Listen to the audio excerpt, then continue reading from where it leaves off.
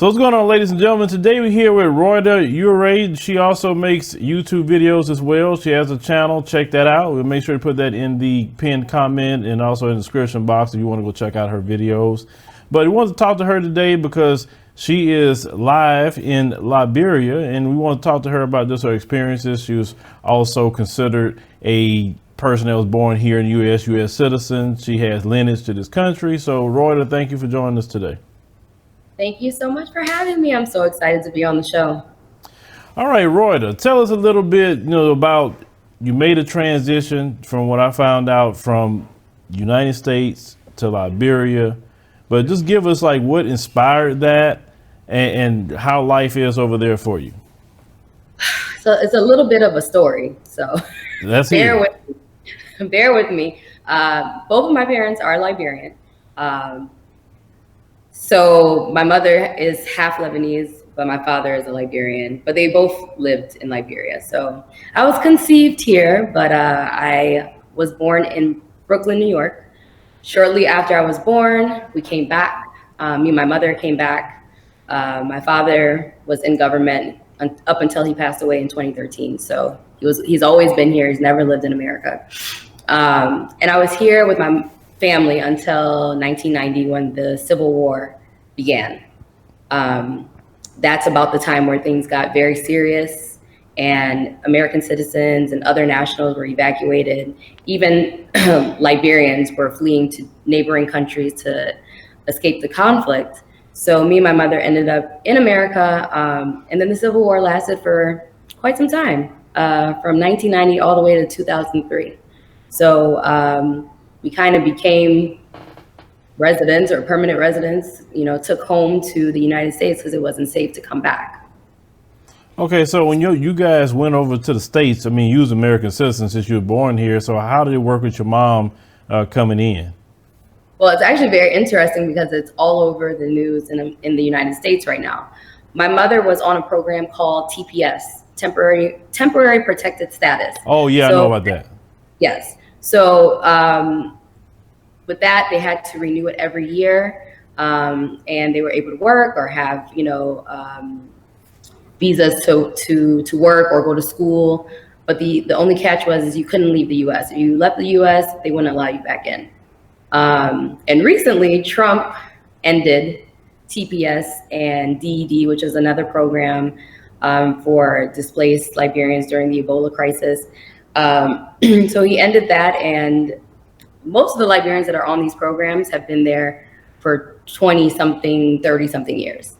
So it's kind of like they don't even know Liberia anymore. What they left was a long time ago, and they build lives and they have kids. So it's been very interesting. It was about to expire at the end of March, and he renewed it again for another year. So, it's clear that this is going to end eventually. I don't know how it's going to play out. But basically, anybody who was on that program, if they didn't get married or if their kids didn't file for them, then they're not legal there after next March. So basically, you can talk to both sides of the argument when you have people who, are American citizens versus, the black immigrant. Because, the immigration conversation in this country, let's just be honest, is not centered on black immigrants. It's centered on those who are coming from Latin America. So exactly. What is your position on that in the guise of, your parents, especially your mom, she came in basically as an immigrant, and you hearing kind of the conversation now. What is your opinion on that? And I interestingly enough, I consider myself an immigrant, even though I was born there. I've never really fit in any, mold. Even back here in my home, Liberia, I'm a mixed kid. I came as a first generation child to a very African mother who was very afraid of the United States and, didn't know people there. So I consider myself a foreigner, and my entire family are foreigners. So I remember last year, I came to visit for the summer, and the conversation was all about immigrants. And at this time, the administration was separating the kids from the parents and putting them in these camps. There's so many factors as to why I moved back, but America is not the America that I used to know, that all of us used to know. Thank God for the policies that they've had over the years. So people like me and my mother who are fleeing war were able to escape and make lives somewhere else. And when you come in and you hear that rhetoric, I mean, literally within the first 2 days, I'm like, listen, Liberia got to struggle, but I might need to go back because I do not like hearing this, and seeing the type of things that are happening. It's disheartening, but I also take it as a way for me to talk to Liberians at least and say, hey, it's not that bad. It's not the end of the world if you have to come back to Liberia. And that's what I try to do with my vlog, showing the good sides of Liberia. Not to say there aren't bad sides, there still are, but trying to shine a light on the good things and kind of change the narrative of our country from war and Ebola, because that's pretty much what we're known for. Well, listen to you earlier. You were stating that your father's Liberian, Black Liberian, correct? Yes. Okay, and you stated your mother is Liberian as well. She's Black? She's she's half Black and half Lebanese. Okay, so in America, she probably considered a Black woman, right? Yeah, I mean, no matter what. No, I'm asking the question because I heard you say that you were mixed and it threw me off. So that's why I was trying to ask that question. Yeah, because okay, so maybe this will segue. So Liberia is a very interesting place, just like America. We have, as a Black community, there's always this division between light skin and dark skin, and it's almost like a comical thing, right? It's not a huge divide, but here in Liberia, there are a lot of lines of division. So it dates back to how the country was established and founded. A lot of people don't know that Liberia was founded by freed slaves. So after the Emancipation Proclamation, they sent a group of people, Black Americans, back to Liberia to resettle. And my family was one of those original families. So you have the Congo people, who are that's what they call the freed slaves, the American people. Americo-Liberians and Congo are the two words that they use for that. Then you have the native people who are broken down into 16 different tribes. So I found out that there was a hierarchy of the tribes when I moved back, and being mixed here is a big deal because people look at me and say I'm a white woman or I'm Chinese. There's not anything that's supposed to be offensive, but I don't look like a typical whatever it may be.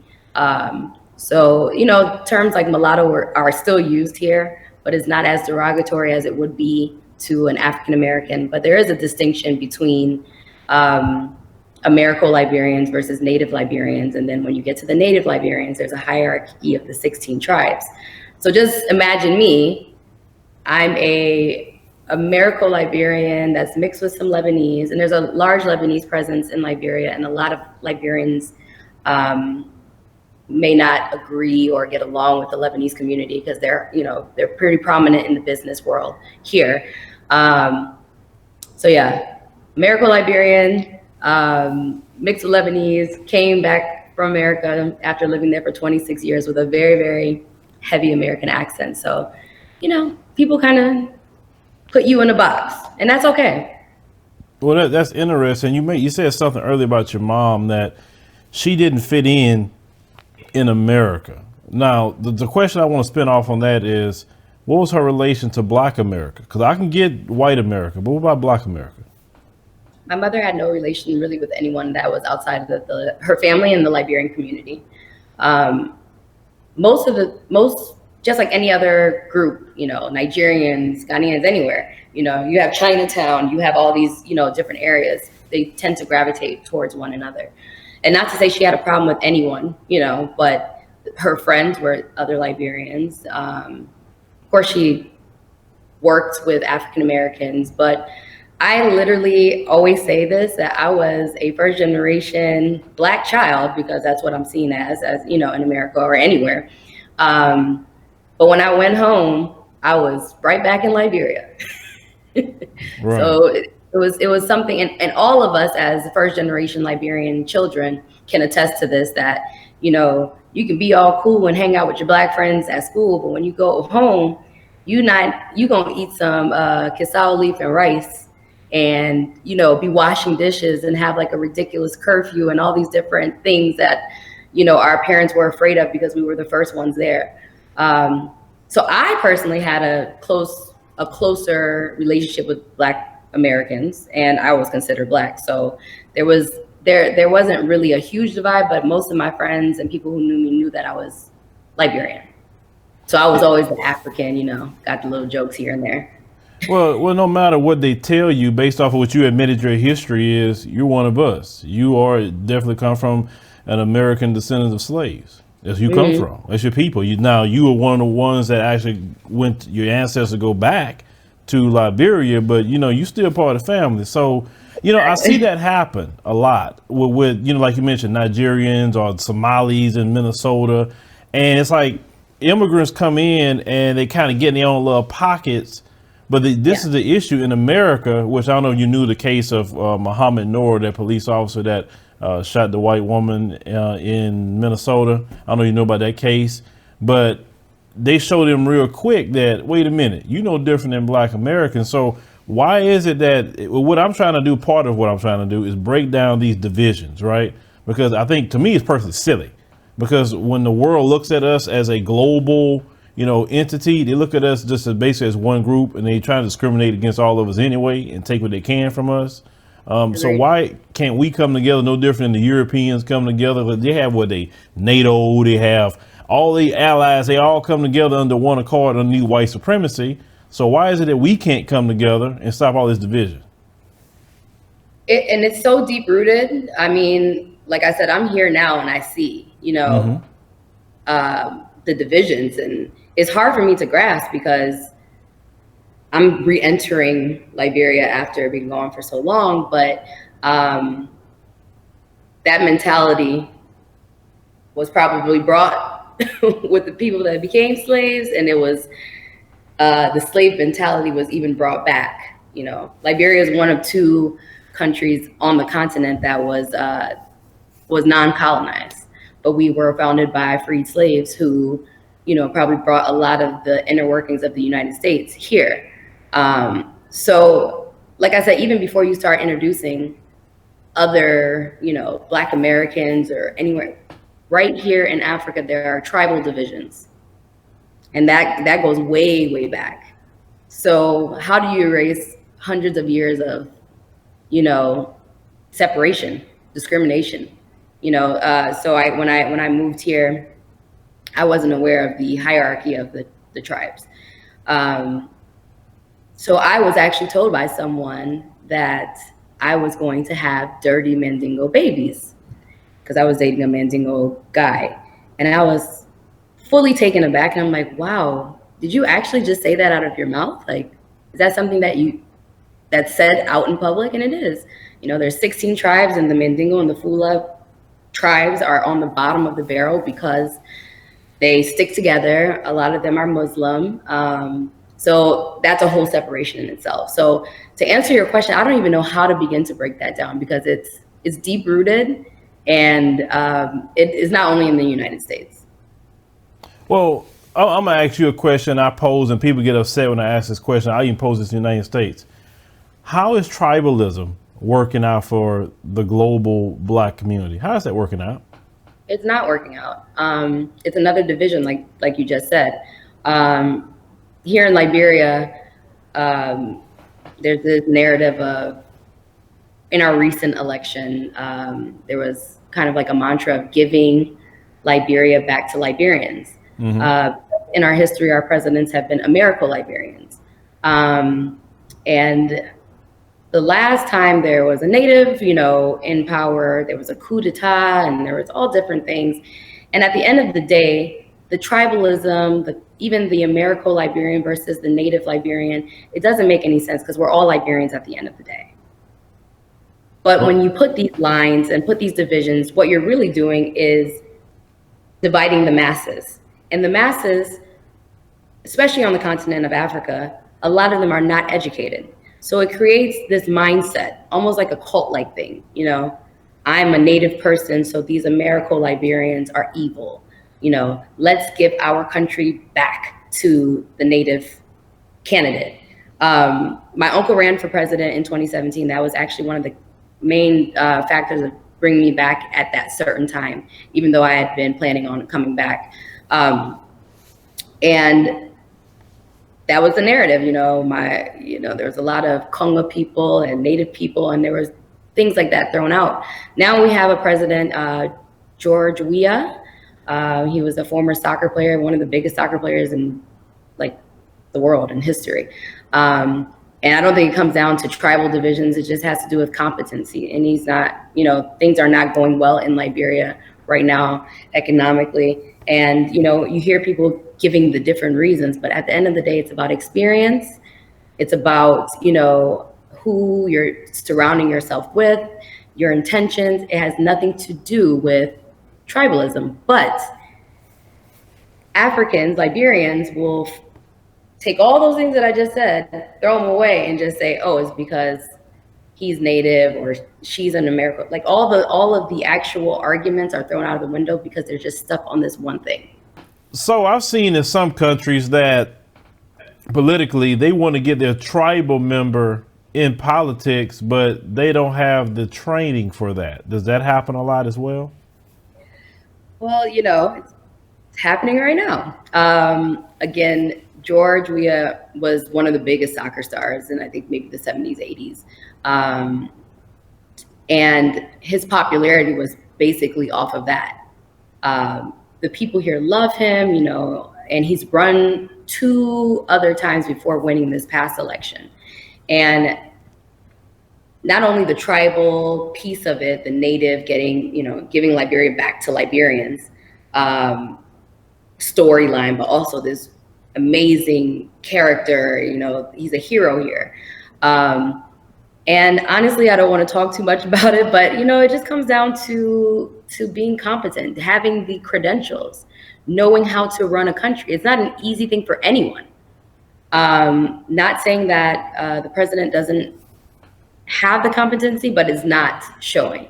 Liberia is in a state of economic crisis. The rate has, quadrupled.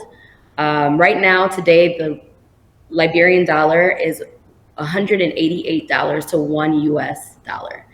The average Liberian is suffering.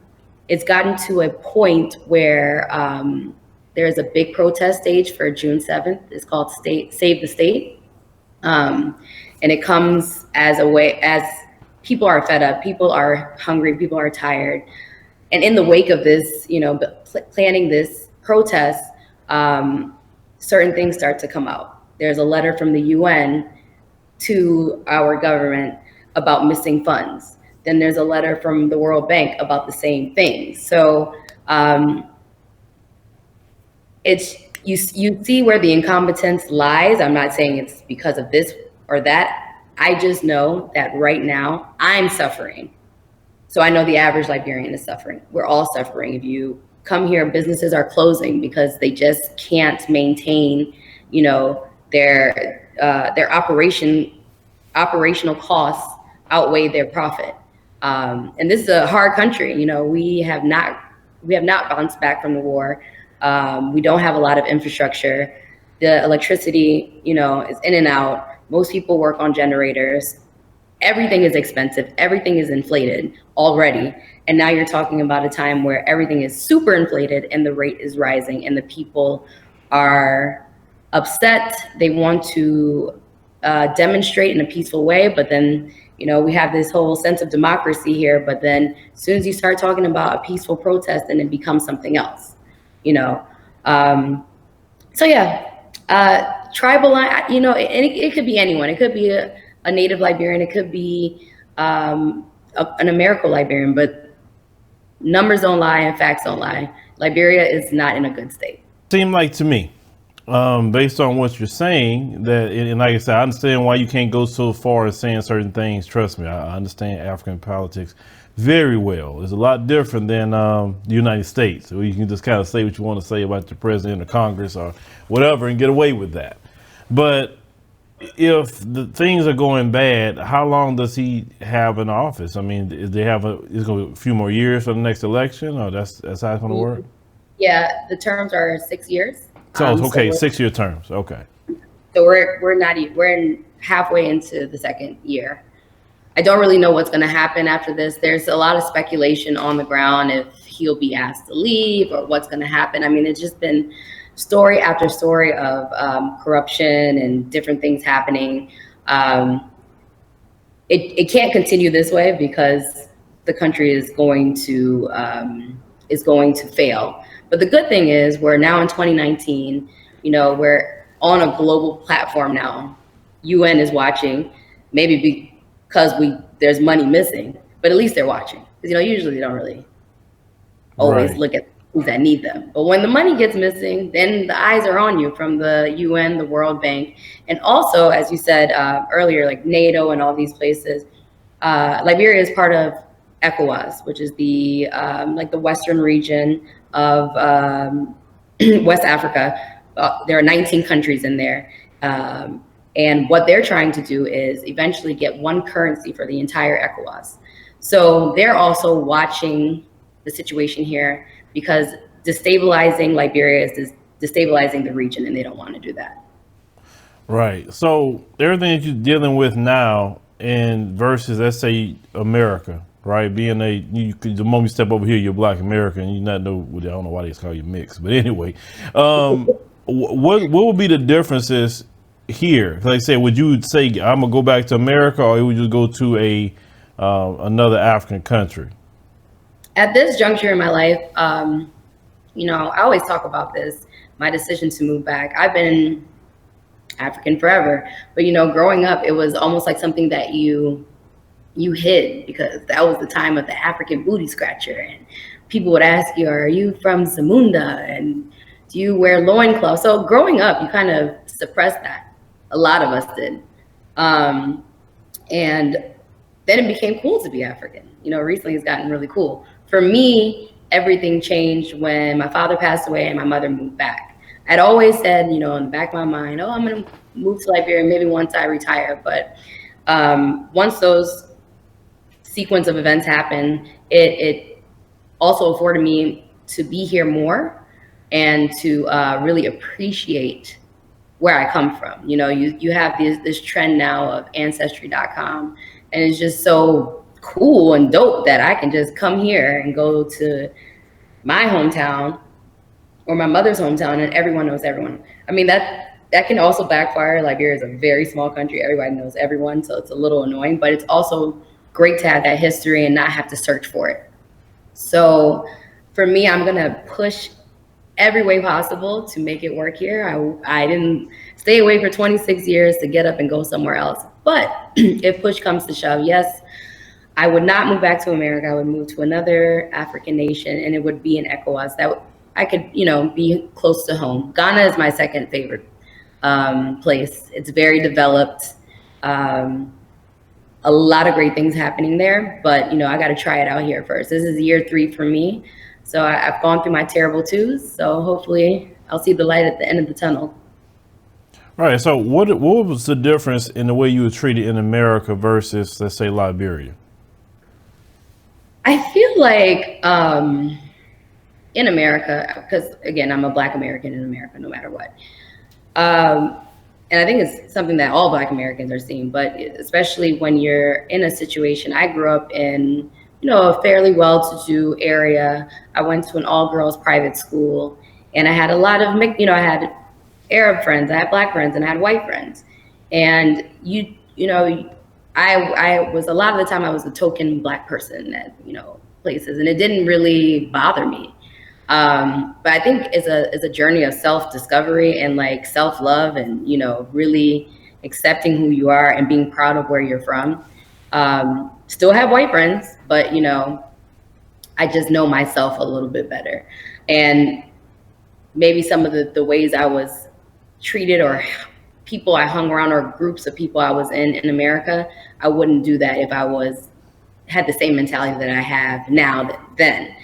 But I also believe that there is a huge wave of undercover racists that are coming way out the covers now. It's just out there that Black people, Latin American people, Middle Eastern people are openly discriminated against and assaulted and all these different things.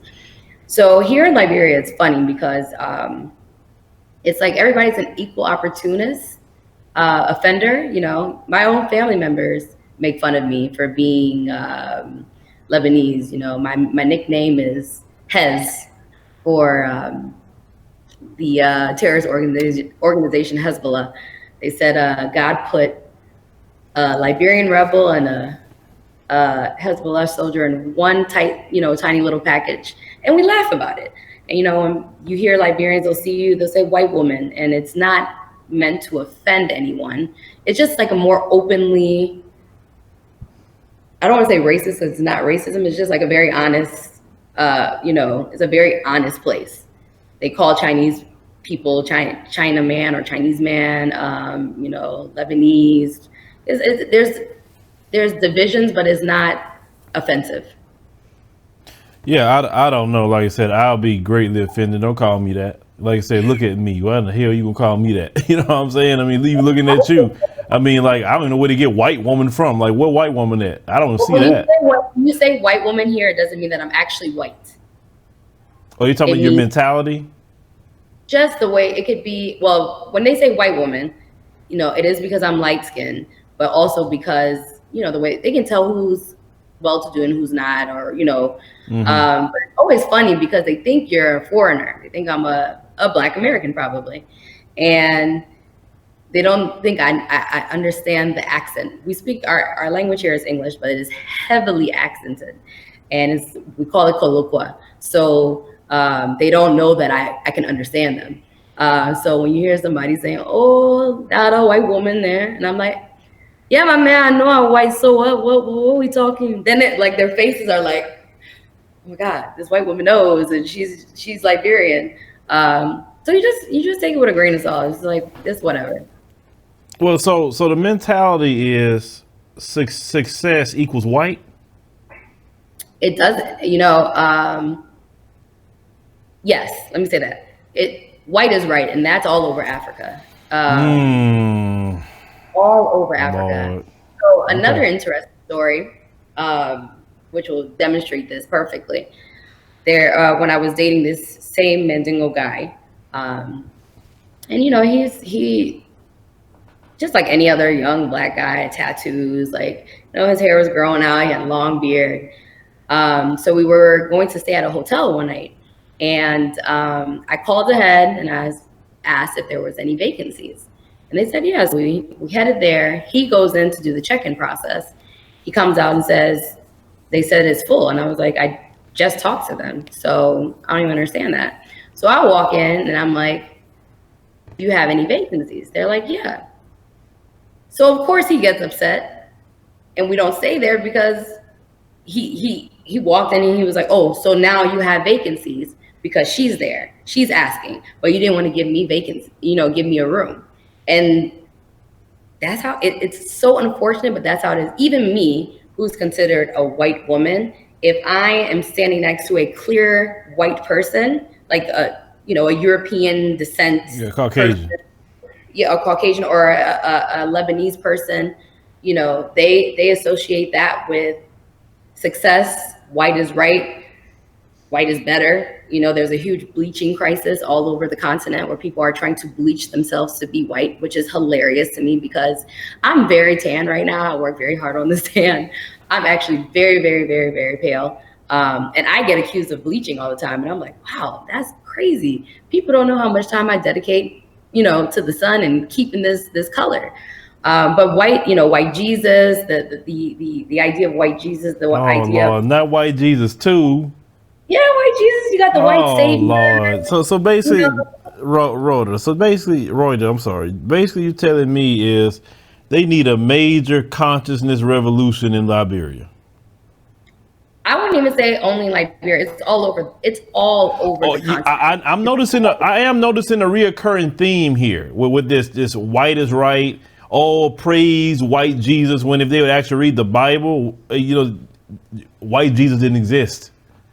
That's the funny part of it. But they say they go to church all the time. That is amazing. That's very, very amazing. Yeah, it's very disappointing to hear that because, you deal with racism and white supremacy here in America, and you get it, okay? But then you go over there, and then y'all literally kissing the ring. I mean, you see that with the Liberians that haven't left Liberia or haven't been in certain spaces. There goes that Liberia current. As you can see, the lights just went out. Oh, shoot. Yeah, so you see people who don't know better. You know, they don't know better. So, and that comes from, oh, the white people or the foreigners that visit tip them well or whatever the case may be. So they run to them. But there is a lot of self-hatred, you know. I think and it's not as bad in Liberia, but the thing that has floored me is this bleaching, the bleaching of the skin. It is an epidemic. It's not safe. The chemicals that they're using on their bodies and their faces to look white, and it's not even a natural look. It's very fake, and you know, the knuckles don't match, the knees don't match, the elbows don't match, but it is selling like hotcakes. They just looking light skin ashy, right? Ashy, and you can always tell when somebody bleaches. I always say, check the knuckles and check the knees and the elbows to tell you what the real color is. But to put harmful products on your body, on your face, and for the effect of looking white, it just floors me every single day. And that's coming from someone who is very pale. You know, the Lebanese is in there. Like I said, this is a very nice tan. So maybe that's why you keep saying, oh, you don't look big. So I can look a little on the white side, but it floors me when I get accused of bleaching and people want to bleach. And I've seen pictures of before and afters of people that have bleached, people I know. I mean, there's celebrities who are pushing these products. Black China recently came to Nigeria and did a promotion for a skin whitening company. They're very popular Instagram celebrities in Nigeria that are selling these products and making money off of them. And, you know, I really don't understand that train of thought, but it's everywhere. I mean, I was recently in Kenya. It was there. It's in South Africa. It's in Nigeria. It's in Liberia. Well, you know, the most famous one out of Kenya is Vera Sidika. I mean, you know her. So, yes. I mean, she really changed her color. I mean, she's straight up light skin, but she didn't do what they're doing, the cake soap and all the other things that's going on. Also, some of that's going on in the Caribbean as well. Now, I don't really see Black American women getting it. I'm talking about they really don't do that. White women are the ones that are getting these melanin injection shots. They're getting all this plastic surgery to look like, you know, Black women. And then you have women on the continent that's trying to bleach their skin. So that's kind of backwards, don't you think? It's like the reverse. It's a reverse. I don't know what's happening in the world. I'm going to keep my color. I'm going to let them have that. It's one of those things where it's just like, even with the white women who are culture vulturing, you know, Black America, you know, y'all want to look Black, but y'all don't want to be Black. Was it Paul Mooney who said that on Diaspora? Everybody want to be a until it's time to be a. Yeah. And for here, you know, I really, like I said, I don't understand it, but this is where we are. Everybody wants to be something else these days. And on both sides of the coin, it's super unsafe. And it's, you know, women are getting these injections, these butt injections that are killing them. And if you see a person who's been bleaching for years, you see their face when they hit a certain age, all those chemicals start to show up. You may look nice and white, and you know, when you started in the beginning, but those chemicals do have an effect. Yeah, I heard those companies making, you know, a killing on the continent, you know, with these bleaching creams. I think that's sad. I mean, that's why, in my opinion, I always say that. And I've had many people tell me, you guys need to come back to the continent and just teach us a lot of things that we don't know, you know, about the white man aspect, the racism aspect, or even what the Chinese is doing, because the Chinese is doing a de facto colonizing. They're just doing it in a different way. You get what I'm saying? I even get on that because they are everywhere and they are taking over quickly. Even in Liberia? Oh, most of the projects here are given to China. They're building a new ministerial complex in Konga Town here, and all on the gate is China aid. that to me speaks a lot of volumes. There's this debate about citizenship in Liberia because we were founded by freed slaves. It's written in the Constitution that nobody outside of Black descent can own anything, can run for office, can have, you know, a passport, or, you know, be a resident, or not resident, but, you know, have citizenship. Mm-hmm. So there's this debate of, you know, changing those laws. And I always say this, there's bad people in every group, you know. Right. I'm not gonna say all Chinese people are bad. I'm not gonna say all Lebanese people are bad. There's families here who have been here longer than us. You know, I know a family that their father came here and he built his empire. Now his kids are here. They're running a lot of things, and their children were born here. It's like the, you know, so these people are invested in Liberia. But then you also have like the Chinese who are all over here taking over their you know, they're raping the continent of their resources, and they don't care. They don't have any intention of staying here, building here. They want to get what they can, and they want to move out. A great example for me, I've all of a sudden become an animal activist, or whatever you want to call it. I actually do not like animals. I'm allergic to a lot of them.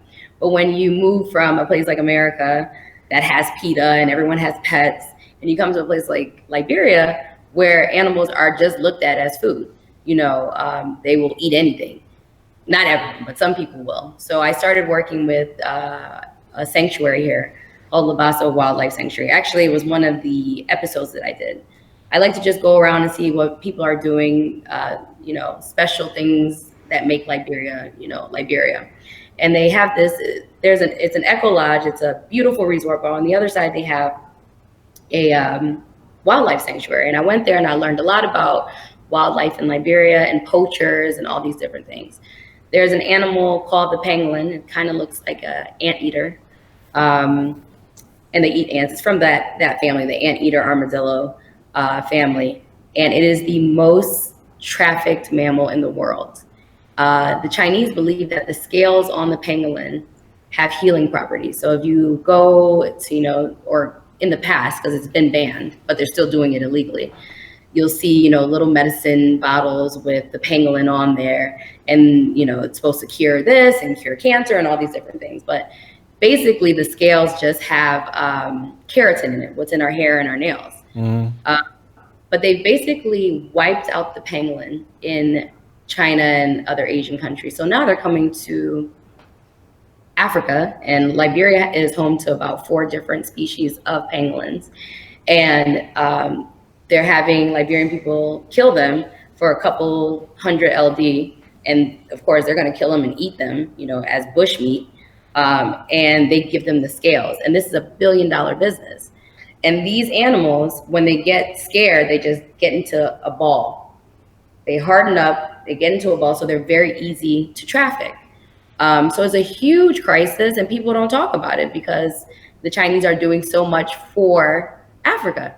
When I put the video, my episode up on Facebook, it was tagged. I was not allowed to boost it.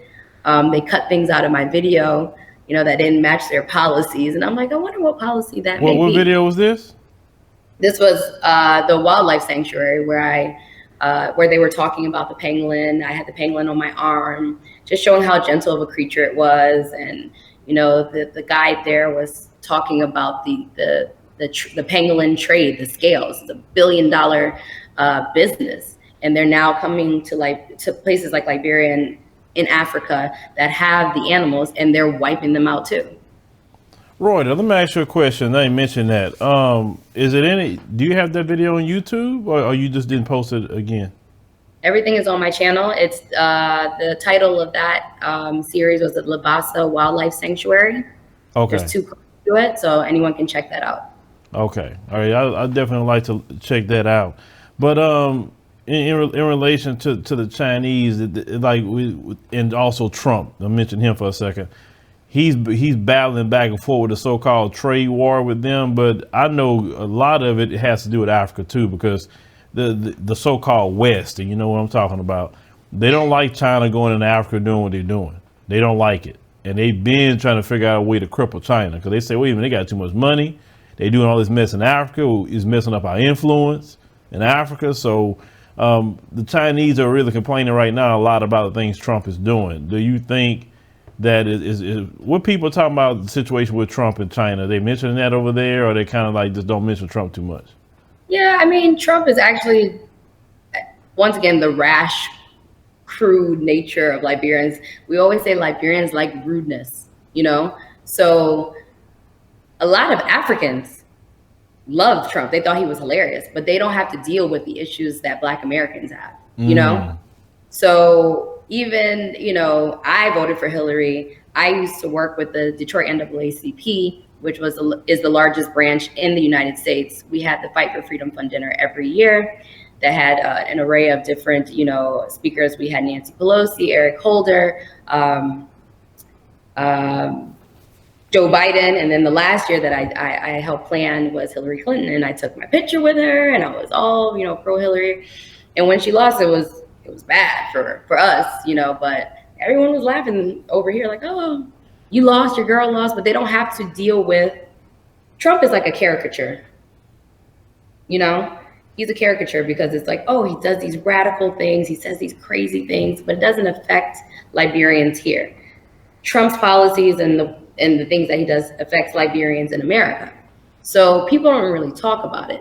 And then you also have the problem of mass, the illiteracy rate in Liberia is, I think, upwards of 80%. So those are conversations that are happening on a daily basis. You know, the percentage of people who are educated and have money is very, very small. And we're a small country of 4.7 million people. So those things that should be talked about really aren't. But to the people who do know what's going on, you see the influence of China, you see the influence of Trump.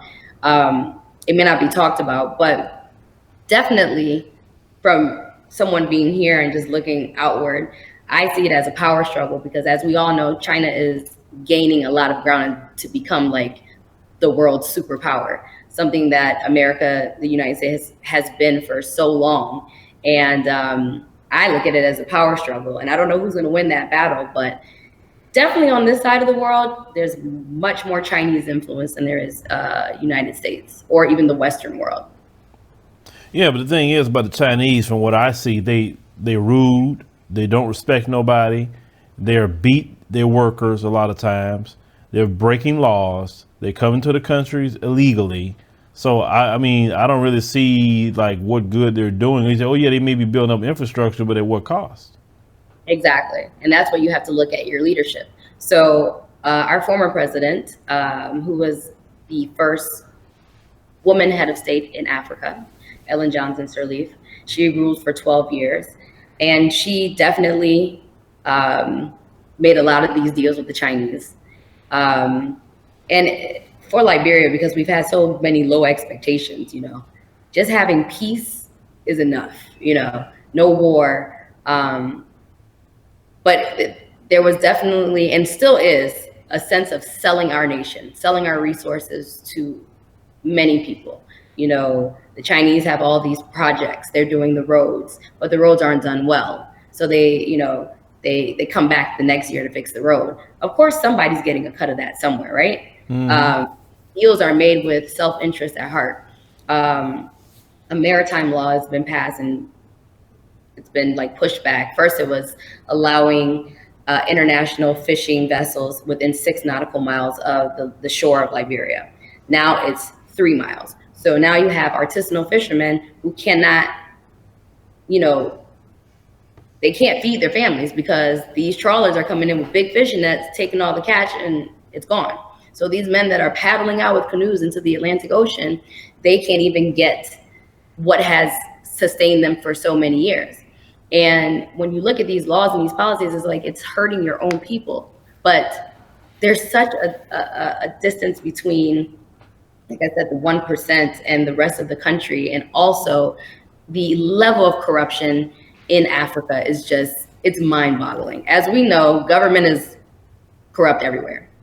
But of course, there's a way to do it, right? So maybe in America, in the Western world, you get a contract for $10 million, right? Maybe you take $2 million for yourself, put $8 million towards the project. It gets done. Nobody needs to know. In Liberia, you get $10 million. The person takes the 8 million, puts the 2 million towards the project. It's never finished or it's not done correctly. And that's what we see. And there's no accountability, zero accountability for it. And even if you look at Liberia's history, there's been no war crime court. Even our former leader, Charles Taylor, was taken out of power and is now in jail for the rest of his life in The Hague because of war crimes he committed in Sierra Leone, not in Liberia. So yeah, it's just, it's an ongoing cycle of corruption. But it's funny to see how things play out because the former president, she had a great PR team, because to the world, she did everything and was the savior of Liberia. But a lot of things weren't done. She could have done much more for the country with her connections and the amount of, aid that came in. And she was actually a point of contention. People were upset with her, but now we have this new leader in who is, within 1.5 years, the level of corruption is insane. And it's kind of overshadowed this last leader because there's so much happening in this small amount of time. So corruption is a disease, a full-on disease in Africa. And it's almost like taking it as a joke. I think that's where the difference comes in with the Western world and, places like Liberia. When you're in Senate and there's a misappropriation of funds, you have to answer to someone. Where here, people cover up for each other or it just goes away. The reason why Liberia is in the situation they're in right now, why there is so much international attention, is because now UN money and World Bank money has been compromised. If it was Liberian money, probably nothing. There would be no coverage of it. Right. Well, the issue of selling out, that's basically just selling out. It's in American politics as well. We right now trying to hold to task all these black politicians who have sold us out, definitely to that same Democratic Party, because we don't really, like I said, don't really have too much of an affinity for them now because, we've been sold out big time with the Democratic Party. So I understand exactly what you're talking about because these same, for instance, I saw a picture that you had with Joe Biden. I saw that picture. Now, Joe Biden right now is trying to run for president. And we're holding him to task about that 1994 crime bill that he authored that brought in a lot of mass incarceration. And you have other black members of the Congressional Black Caucus sign on to that crime bill that mass incarcerated a lot of black people. So, we live in a new day of politics here in America. I'm glad we are. That we're holding people to task because, whether it's on the continent or here, it's always some like Khalid Muhammad, some bootlicking sellout that's going to just mess us over. And it seemed like to me, maybe just a little worse on the continent. Oh, and anyone that has good intentions, I even feel that you have good intentions, the allure of power, you get there and people just lose every piece of integrity that they have. They will sell this country until there's nothing left. And there's so many resources in Liberia. There's so much that we can do. But this is not an investor-friendly country because people come in, investors, African investors. I know Ghanaian investors, I know Nigerian investors that look at Liberia as a gold mine. Because if you think about it, we have nothing. We have something, but as far as infrastructure goes, we haven't rebuilt from the war. Then Ebola hit us. So there's a lot of things that can be done. Solar energy, roads, buildings, healthcare. Healthcare is atrocious here. Education, atrocious, all these terrible things. But before you can even get to helping or building, you got to go through the mob, which is basically the government. And they're going to shake you down. And a lot of people don't want the stress or the drama. It's like, it's not an investor friendly place. So we actually suffer. We actually suffer the consequences. Yeah, I know a lot of places on the continent is what you call that pay for play for sure. And it's not even hidden. It's just like on the table, like what's the cut or else. And then you have a place like Liberia right now that's so unstable. There's a new government in, the rate is rising. The people are, I got attacked in broad daylight in December. Like, people are desperate. People will do anything. And mob violence is or I mean to say mob violence, mob justice is a big thing in Liberia. I don't care if you're black, white, green. If you are attacked and there are a group of people around, they will most likely kill that person. But just to show how desperate people are, the man that attacked me in December, he attacked me in broad daylight, right near a police checkpoint. Cars were everywhere. We have these, they're called tuk-tuks in India, but kekes in Liberia, like kind of like a go-kart type thing, where people travel in. There were people all around, and this man straight up tried to grab my camera out of my hand. We tussled, we fought, he kicked, punched, everything. He didn't get the camera, you know, I'm from Detroit. But to be that to be that brave and be that desperate to do that, and knowing that you can get caught and be killed. Because if the people catch you, you're dead. You get very desensitized when you move to a place like this. You'll see dead bodies. You'll see people getting, like, you know, I saw a guy on Christmas Eve. We were in town driving, and I think he might have tried to steal something, and there was a group of people running behind him, and he was bleeding all over the place. And he was just lucky that the police were there, because they would have killed him. But the desperation that the people have in this country right now, and that was December. We're talking about, what are we in, May now? It's really bad, and it's very unsafe. So basically what you were saying is Pookie and Ray Ray got with you, tried to get that camera, and you know, you fought off Pookie.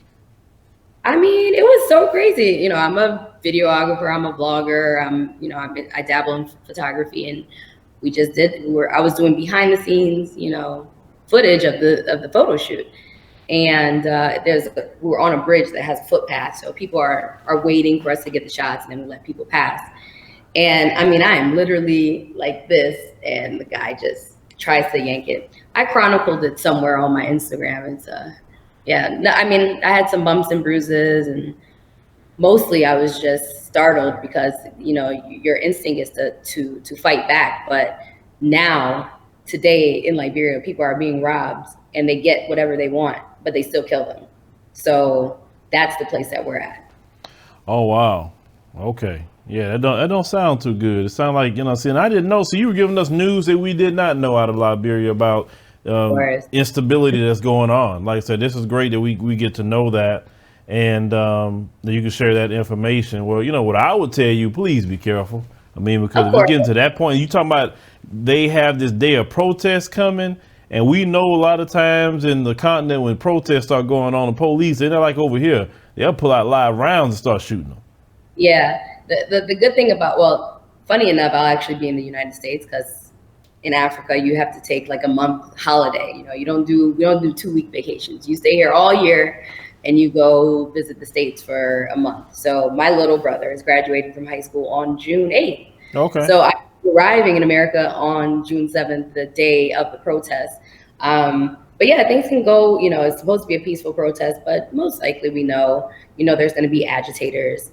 I hope it remains peaceful, but all I can say in my heart is I know that we will never get to war again, because there are so many eyes on the country.